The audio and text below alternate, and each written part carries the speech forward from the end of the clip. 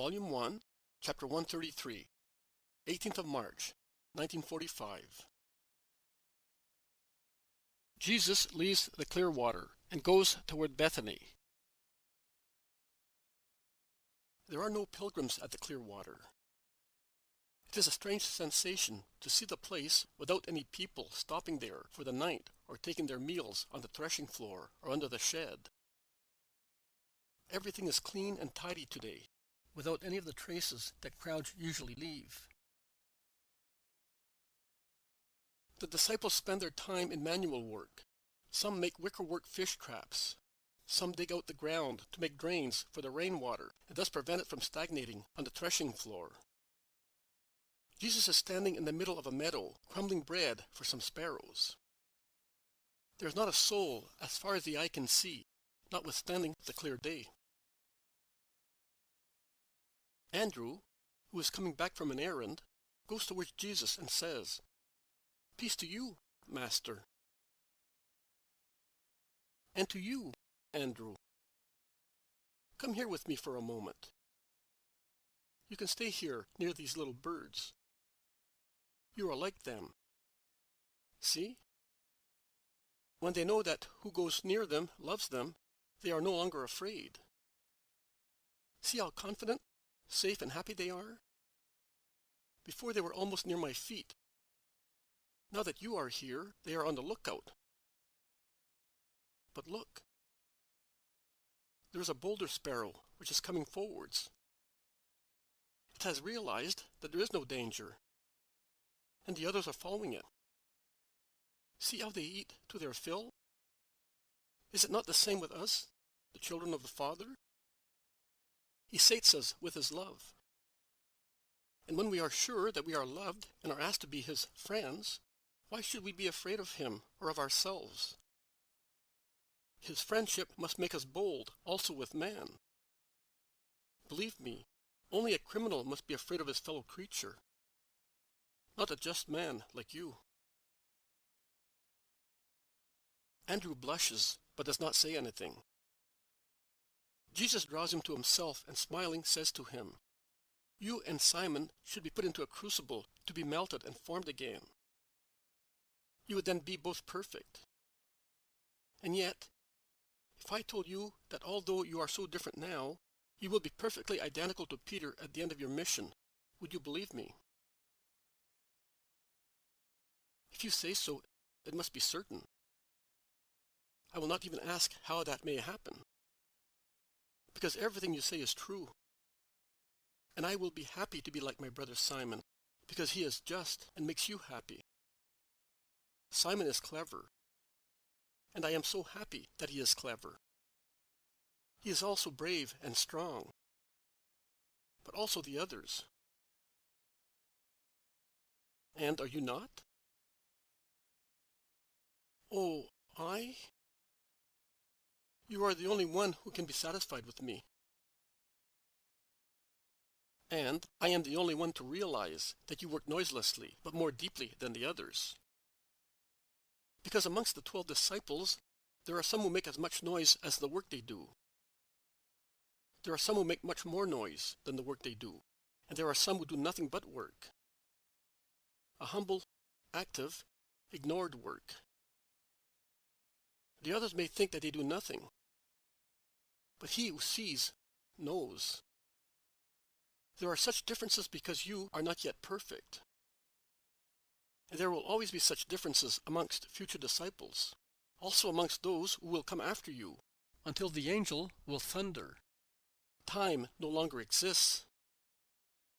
There will always be ministers of Christ who are equally able to work and to draw upon themselves the eyes of the world. They are the masters. And unfortunately, there will also be those who are nothing but noise and exterior gestures, false shepherds with a histrionic attitude. Priests? No, they are mimers. Nothing else. Gestures do not make the priest, neither does the cassock.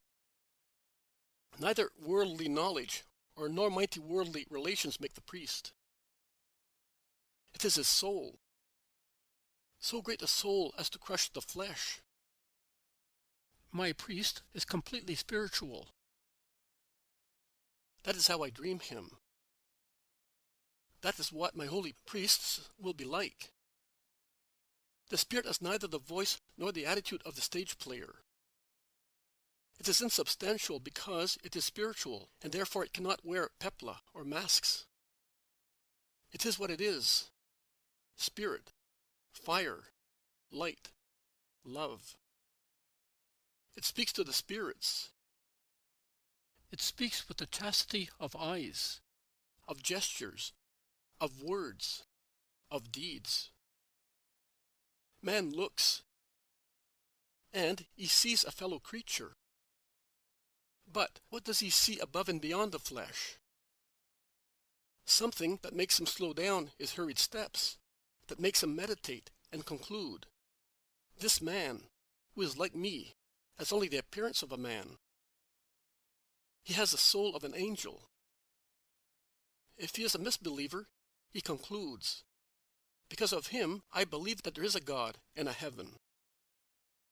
And if he is lustful, he says, this fellow creature of mine has heavenly eyes. I will restrain my sensuality so that I may not desecrate them. And if he is a miser, he decides, because of the instance of this man who is not attached to riches, I will stop being a miser. And if he is a man quick to anger or a cruel fellow, in front of a gentle person, he will become more quiet and calm. That is what a holy priest will be able to do. And, believe me, amongst the holy priests there will always be some ready to die for the love of God and of their neighbor, and they will do it so quietly, after practicing perfection throughout their lives, also very quietly, that the world will not even notice them. But if the whole world does not become utter lewdness and idolatry, it will be through those heroes of silence and loyal activity. And their smiles will be like yours, pure and timid, because there will always be some Andrews. They will exist through the grace of God and for the fortune of the world. I did not think I deserved such words. I had done nothing to provoke them. You helped me to attract a heart to God. And it is the second one that you have led towards the light. Oh, why did she speak? She had promised. No one has spoken, but I know. When your tired companions rest, there are 3 sleepless people at the clear water. The apostle of the silent act of love for his brother sinners. The creature urged by her soul towards salvation. And the Savior who prays and keeps watch, who waits and hopes, my hope, that a soul may find salvation. Thank you, Andrew.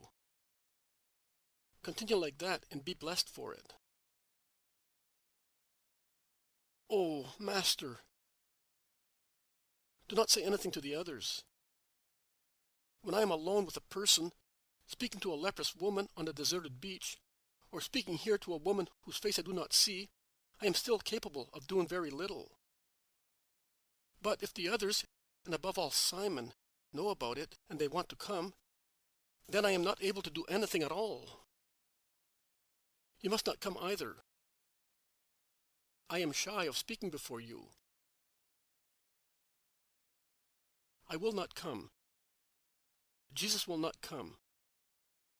But the Spirit of God has always been with you. Let us go home. They are calling us for our meal. And it all ends between Jesus and his gentle disciple. They are still eating, and they have already lit the lamp.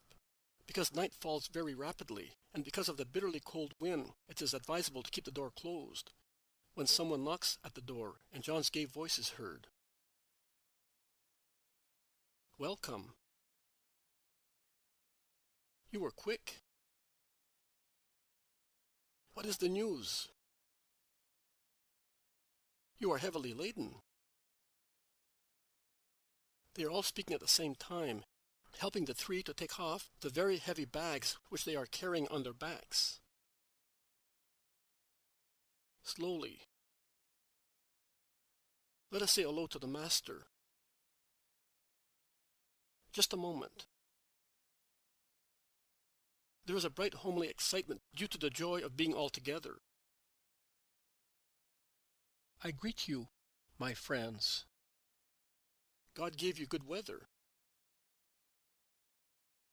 Yes, Master, but not good news. I foresaw that, says the Iscariot. What's the matter? What happened? Their curiosity is aroused. Let them have some refreshments first, says Jesus. No, Master. We will give you and the others what we have first. And the first thing, John, give the letter. Simon has it. I was afraid of spoiling it in my bag. The zealot, who has been struggling so far with Thomas, who wanted to serve him with water for his tired feet, comes forward saying, I have it here, in my belt purse. And he opens a pocket inside his wide red leather belt and pulls out a roll which has now been flattened out. It's from your mother. When we were near Bethany, we met Jonathan, who was going to Lazarus' house with a letter and many other things. Jonathan is going to Jerusalem because Chusa is putting his house in order. Herod is perhaps going to Tiberias, and Chusa does not want his wife to stay with Herodias, explains the Iscariot, while Jesus undoes the knots of the roll and unrolls it. The apostles whisper while Jesus reads the words of his mother, smiling blissfully. Listen, he then says. There is also something for the Galileans. My mother writes, To Jesus, my gentle Son and Lord, peace and blessing. Jonathan, a servant of the Lord, has brought me kind presents from Joanna, who asks her Savior to bless her, her husband, and the whole household. Jonathan tells me that he has been instructed by Chusa to go to Jerusalem to open his house in Zion. I bless the Lord for that, because I can thus let you have my words and blessings. Also Mary of Alphaeus and Salome send their love and blessings to their sons. And since Jonathan has been extremely kind, there are also the regards of Peter's wife to her faraway husband, and also the relatives of Philip and Nathanael send their kind regards. All your women, O dear faraway man, have worked with needles, looms, or in the kitchen gardens and are sending you clothes for the winter months, and sweet honey, reminding you to take it with hot water in the damp evenings. Take care of yourselves. That is what your mothers and wives have told me, and I am telling you. Also, my son, we have not sacrificed ourselves for nothing, believe us. Enjoy the humble gifts that we, the disciples of Christ's disciples, are offering to the servants of the Lord, and give us only the joy of hearing that you are all well. Now, my beloved son, I think that for almost a year you have not been entirely mine. And I seem to have gone back to the time when I knew that you were already here, because I felt your little heart beat within my womb. But I could also say that you were not yet here, because you were separated from me by a barrier, which prevented me from caressing your beloved body, and I could only adore your spirit, O my dear Son and adorable God. Also now, I know that you are here, and that your heart beats with mine, never separated from me, even if we are not together. But I cannot caress, hear, serve and venerate you, the Messiah of the Lord, and his poor maid. Joanna wanted me to go and stay with her, so that I would not be alone during the Feast of Lights. But I preferred to remain here with Mary and light the lamps for you and for me.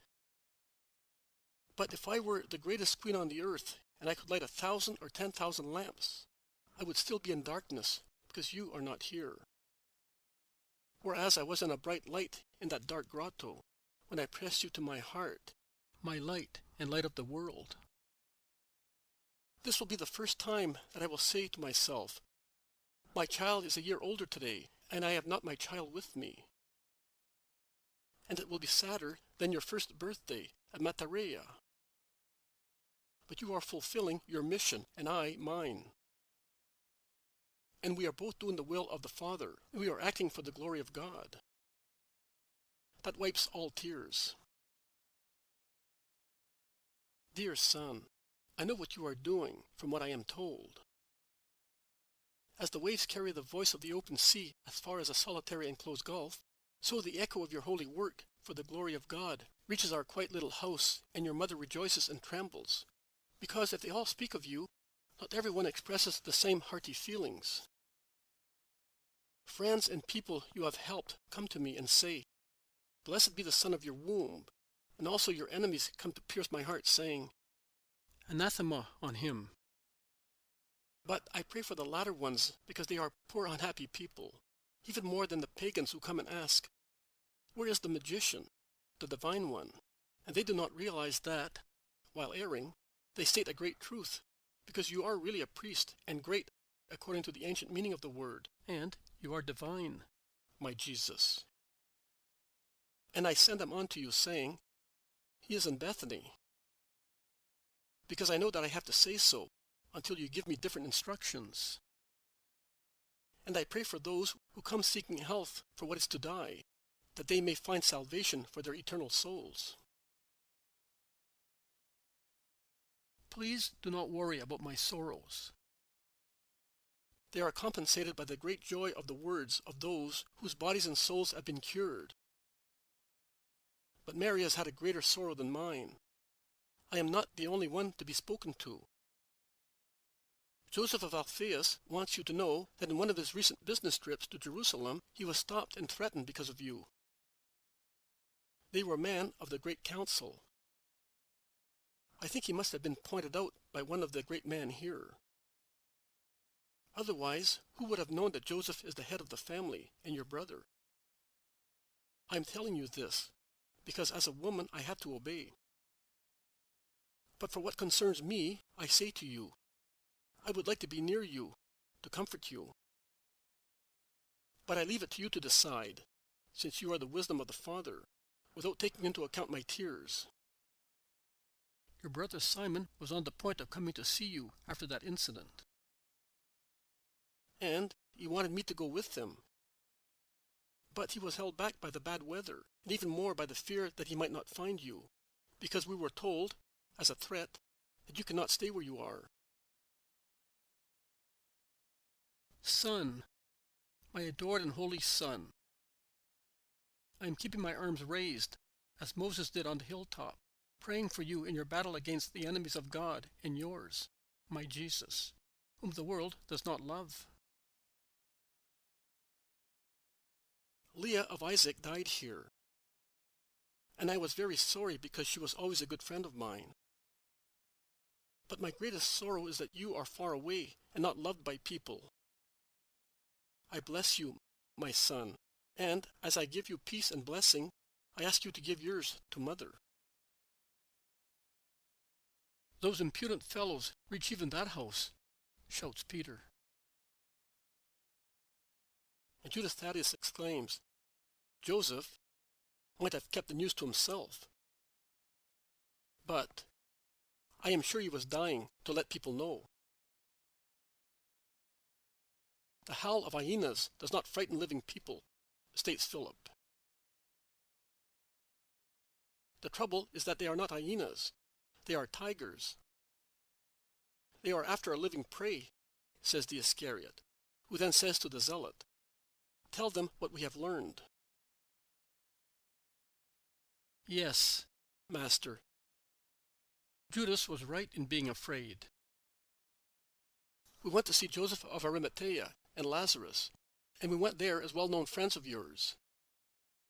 Then Judas and I, as if we were very old friends, went to see some of his friends in Zion. And Joseph and Lazarus tell you to go away from here at once during these feast days. Don't insist, Master, It is for your own good." Judas's friends then said, "Be careful. They have already decided to come and catch him so that they may accuse him during these feast days when there is no people. Let him retire for some time and thus disappoint those vipers." Doris's death has roused their poison and their fear, because they are afraid besides being full of hatred. And fear causes them to see what does not exist, and hatred makes them lie. They know everything about us. It's a hideous situation. And they distort and exaggerate everything. And when they think that there is not enough to curse us, then they start inventing. They make me feel sick and discouraged. I feel like going into exile, like going, I don't know, far away. Away from Israel, which is nothing but sin. The Iscariot is depressed. Judas, Judas. A woman to bear a child to the world carries it for 9 lunations. Do you want to be quicker in giving the world the knowledge of God? Not 9, but thousands of lunations will be required. And as at each lunation the moon waxes and then wanes, appearing to us as a new moon, then as a full moon, then as a waning moon, so in the world there will always be growing, full and decreasing phases of religion. But even when religion will seem to be dead, it will be alive, exactly as the moon is still there also when she seems to have disappeared. And those who have worked at this religion will have full merits, even if only a tiny minority of faithful souls will be left on the earth. Cheer up. Do not be easily roused in triumph, or easily depressed in defeat. But let us go away. We are not yet strong enough. And we feel that in front of the Sanhedrin we would be afraid. At least I would. I don't know about the others. But I don't think it would be wise to try. Our hearts are not like the hearts of the 3 young men at Nebuchadnezzar's court. Yes, Master. It is better. It's wise. Judas is right. You see that also your mother and relatives, and Lazarus and Joseph, we should not let them come at all. Jesus stretches out his arms and says, "Let it be done as you wish.